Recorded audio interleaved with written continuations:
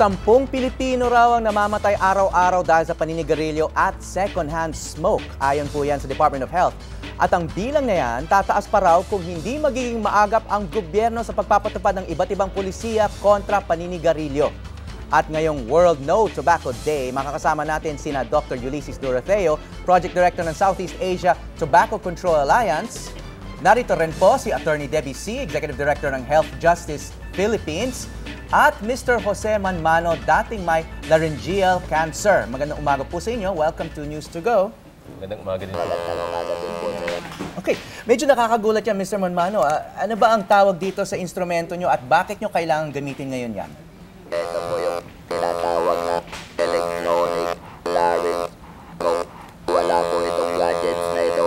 Pwede na po kami makakapagsalita sapagkat tinanggal na po yung aming vocal cords dahil sa paninigarilyo. Okay, so wala kang choice kundi gumamit ng parang robotic voice, no? Parang alien yung boses nyo. Pwede pa rin po, kaya lang magiging boses pananganan kami pag kami natuto sa pamamagitan ng pagsasalita ng esophageal speech. Okay. Ang ginagamit ay sa pamamagitan lamang ng pagtigay. So ang choice nyo lang maging boses palaka at maging boses robot. Okay. At kailangan yung gamitin itong tinatawag nyong electronic or electrolarynx dahil nawala na inyong vocal cords dahil sa cancer. So tinanggal siya dahil sa cancer? At may kaugnay ba yung cancer na yon sa paninigarilyo nyo dati? Ayun po ang pinagmulan ng aming sakit na laryngeal cancer dahil sa paninigarilyo sapagkat nung ako'y naninigarilyo ay 2 kaho ang nauubos ko sa isang araw. 2 kaha, isang araw. Ilang taon po kayo na sigarilyo? Simula po ako nung ako'y 16 years old. 60 years old. And then kailan kayo tumigil? Noong 2009 lang po dahil yun po ang aming pagka-opera sa lalamunan. So hanggat na operahan kayo, naninigarilyo kayo ng halos 2 kaha isang Sa araw. isang araw po. Dr. Doroteo, anong uring doktor kayo? Medical, public Medical health? doctor po. Medical doctor, no? How can we be sure na may connection yung naging sakit ni Mr. Manmano at yung paninigarilyo? May connection po talaga. May ebidensya ba yan? Halos sa lahat po ng kaso ng laryngeal cancer ay sa mga pasyenteng naninigarilyo. Yung mga patients with laryngeal cancer, wala kaming nakikita halos na hindi naninigarilyo po. Gaya din po yan ng lung cancer, no? More than 90% ng lahat ng may lung cancer ay naninigarilyo po sa mga kalalakihan. Meron bang ano pa yung mga ibang sakit na dinudulot ng paninigarilyo? Bukod po sa lung cancer, no, and laryngeal cancer, meron din pong mga sakit sa puso, pag inaatake po sa puso, mga ischemic heart disease, meron din po sa baga, yung tinatawag na emphysema and chronic obstructive pulmonary disease. Yung mga acute po, gaya ng asthma, can also be triggered sa smoking. At ayon sa pagsasaliksik, malinaw yung cause and effect Malinaw po, relationship no? niyan. More than 30 years na po ang ebidensya ng scientific community sa paninigarilyo. Kayo po, doktor kayo, pero parang full-time nyo na ginagawa itong advocacy na tobacco control, no? Bakit nyo napili itong, what do you call it, a mission, career, o ano? Bakit It's an ito yung advocacy natutukan? po, no? Talagang dumadami po kasi yung mga naninigarilyo sa Pilipinas at nakikita ko po na kung hindi po natin matigil ang pagdami ng naninigarilyo, hindi din po matutupad yung public health mission po natin na sana lahat po ng tao, lalo ng mga mahihirap, ay may tamang kalusugan. No? Dahil karamihan po ng naninigarilyo, usually mga mahihirap din po. At may tinatawag din na second-hand smoke, no? Pakipaliwanag lang kung anong ibig sabihin nun at ano yung nagiging epekto nun sa Ang tao. second-hand smoke po, Howie, no, is yung usok ng sigarilyo na galing sa sigarilyo na hindi hinihitit ng smoker. No, ito po ay nalalanghap ng mga katabi niya whether or not they are smokers. No, at yung epekto po nun ay kaparehas din po ng naninigarilyo. So, ibig sabihin, kahit hindi ka smoker, pwede ka rin magkaroon ng laryngeal cancer at iba pang mga cancer? Opo. So, kunyari, non-smoker ka, asawa mo smoker at lagi kayong magkasama, lagi naninigarilyo sa bedroom, sa bahay, pwede ka rin magkaroon ng parehong sakit. Meron din po, ganyan, no? Mga ex-smokers po, may mga kwento sila, may mga asawa nila, mga babae, ang una pang namamatay sa cancer or sa heart disease dahil sa paninigarilyo ng lalaki. And also, may mga pananaliksik din na pag nagkaroon po tayo ng smoking ban in public places, bumababa din po ang mga admissions sa emergency room, sa mga heart attacks, no? Sa maraming mga lugar na po may mga ganyang studies. Okay. Attorney C, kayo ay nasa larangan ng policy, no? Naglalabi kayo para sa mas mahigpit na policies at regulations sa tobacco. Ako, naabutan ko pa yung mga newspaper office, halos lahat ng editors naninigarilyo doon, no? Naabutan ko pa yung flight sa eroplano, na pwede manigarilyo sa flight, no? Yung ama ko, sinasabi niya sa movie theaters, pwede daw noon magsigarilyo, kaya raw nagkakasunog sa mga theaters. Pero ngayon, bawal na manigarilyo sa karamihan ng buildings. Makikita mo sa labas ng office buildings, sa mga office areas, doon lang pwede manigarilyo. Bawal na manigarilyo sa mga eroplano, sa movie theaters, and many public facilities. At napabalita nga na bawal na sa mga public facilities or terminals, public transport, no? Starting, I think, today, no? May multa pa at mukhang seryoso naman yung local government. Sana hindi iningas kugon, no? Pero ano ba yung nagiging overall effect nito? Hindi ka pa ba kontento sa mga pangyayari, yung mga paghihigpit sa mga naninigarilyo? As you said earlier, no, Howie, mataas talaga ang prevalence natin sa smoking. Maraming Pilipino ang nagsismoke pa rin, no, despite all this policies. So, hindi dapat tayo tumigil as long as we know that I think 10 Pilipino ang namamatay kada oras. So, sa extent ng program na to, may 10 Pilipino na namatay dahil sa smoking. So, hindi sapat yung what we have now. Of course, we want na tumaas ang buwis ng sigarilyo, tumaas ang presyo ng sigarilyo para hindi na siya maabot ng mga kabataan, mabawasan yung mga kabataan na na-attract to smoking. And then, of course, we want sana meron tayong graphic warnings on our cigarette packs because alam natin ito ang pinaka-epektibong paraan para ituro sa mga tao na ganito ang mangyayari sa kanila kung sila'y nanigarilyo. Okay, so sa larangan ng polisiya, ang dami ng mga ban, no? Ban dito, ban dyan. Ngayon, sa publiko, may nagsasabi pa nga, sa kalsada, bawal na manigarilyo sa ibang syudad. Totoo ba yun? Sa Davao at saka sa ibang syudad, bawal na ba talaga kahit sa kalsada? Davao and Makati has some of the strongest smoke-free laws. Sa Davao, as long as may bubong, bawal magsigarilyo. Kung Basta waiting may shed bubong. yan, may bubong, bawal manigarilyo. So, magandang policy. Kahit yan kasi open ito? Kahit walang open, pader? oo, basta bubong lang.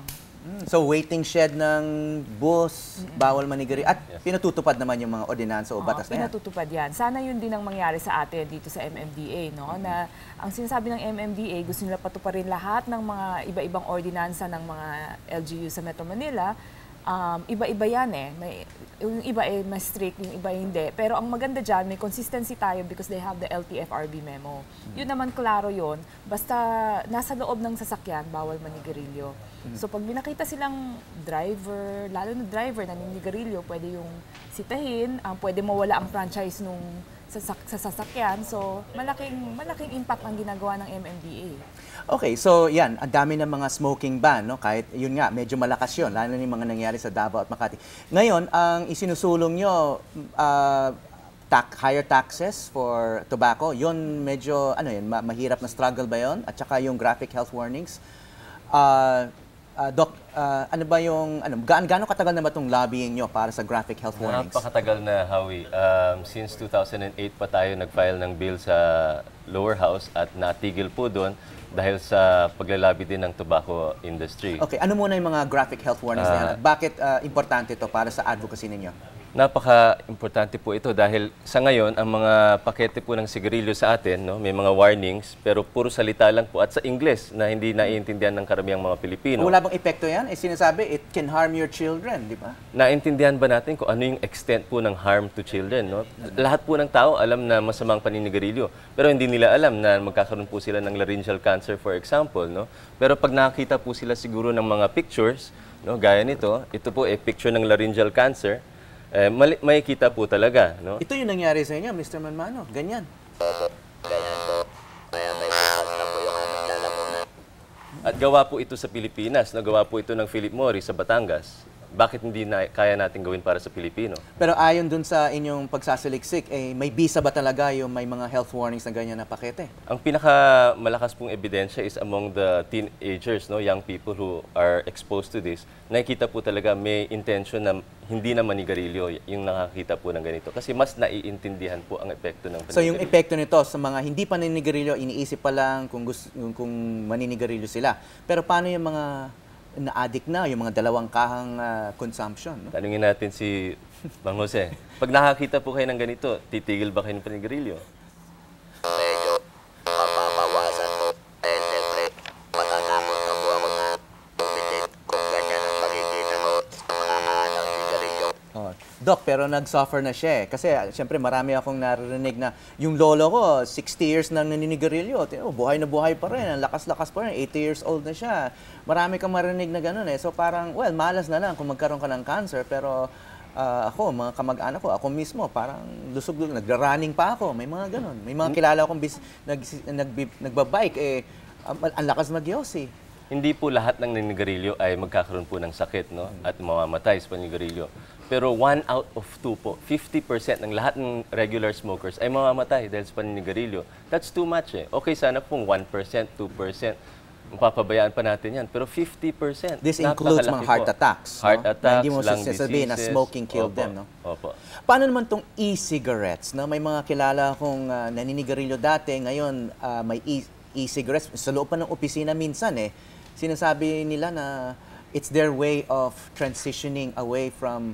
Pakipaliwanag lang, does that have any health effect? Ang e-cigarette po ay wala pong tobacco, no? Karamihan po ng e-cigarettes. Ang itsura po niya ay parang sigarilyo, pero ito po ay electronic, no? May umiinit ng nicotine capsule, no? Or container, and yun po ang hinihitit nila, yung nicotine, para ma-survive nila yung araw na walang sigarilyo, lalo na kung sa opisina. May effect din po ang nicotine sa katawan, nakakataas din po ito ng heart rate, ng blood pressure, so hindi po talaga safe siya.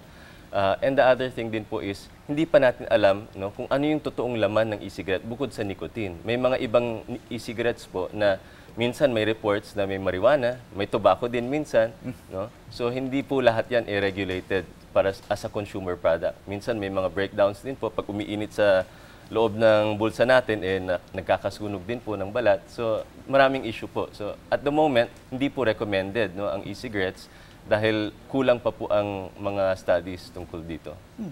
Attorney C, some final questions. Hindi ba labag din sa karapatan ng mga smokers yung ang dami-dami ng restrictions? Para na silang outcast sa lipunan eh. Kailangan ng lumabas ng buong building para lang manigarilyo. Hindi kaya pwedeng magbukod ng mga kwarto-kwarto o yung mga smoking area katulad dati para sa mga naninigarilyo?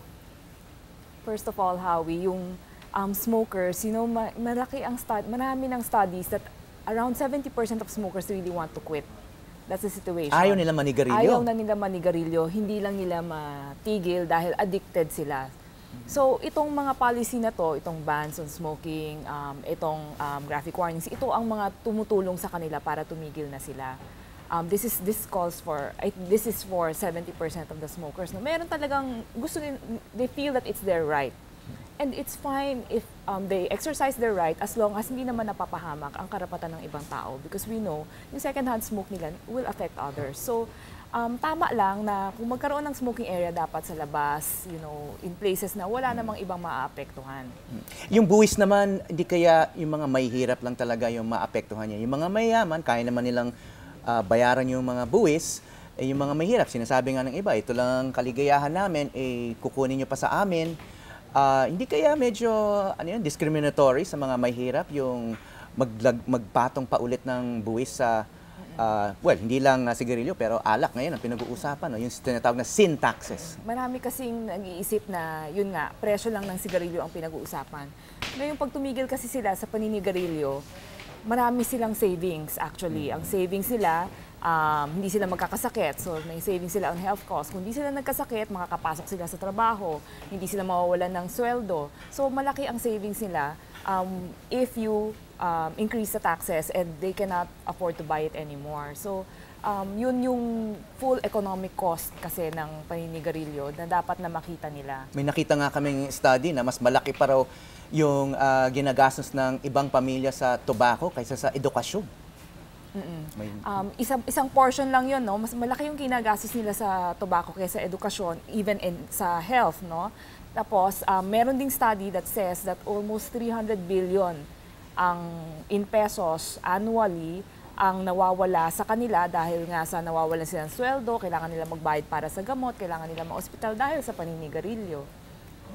Okay, maraming salamat, Attorney Debbie C., Dr. Ulysses Dorofeo at Mr. Jose Manmano. Maraming salamat, Javi. Salamat din po.